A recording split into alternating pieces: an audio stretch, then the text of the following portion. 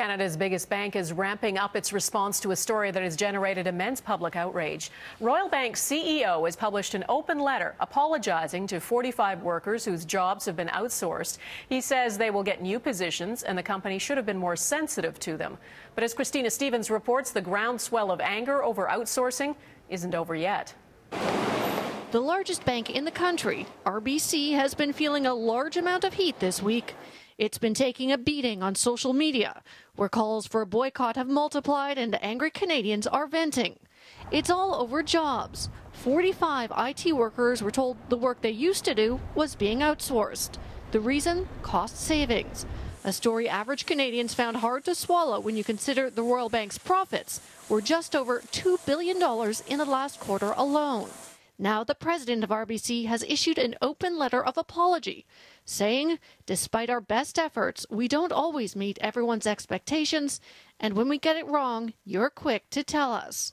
It goes on to say that affected workers will be offered comparable job opportunities and that we are reviewing our supplier arrangements and policies.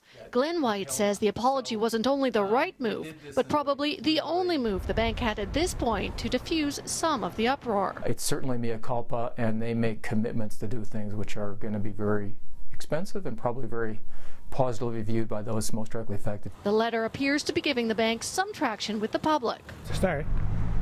Start for sure. If they're recognizing it and they're doing something about it, that says something good about them. But not everyone is buying it, with tweets like, "Nice try, RBC," "Your apology sounds like sorry we got caught," and "RBC running scared." The bank had previously insisted it wasn't technically hiring the foreign workers because they would be working for a company RBC was hiring. But at the same time, the people whose jobs were being taken away had to train their own replacements. It's like helping the executioner sharpen his or her sword before you then get impaled on it. There's no doubt the bank wanted to save money by outsourcing, but it turns out at a high public relations cost. Certainly a situation that other companies considering outsourcing will be watching closely. Christina Stevens, Global News, Toronto.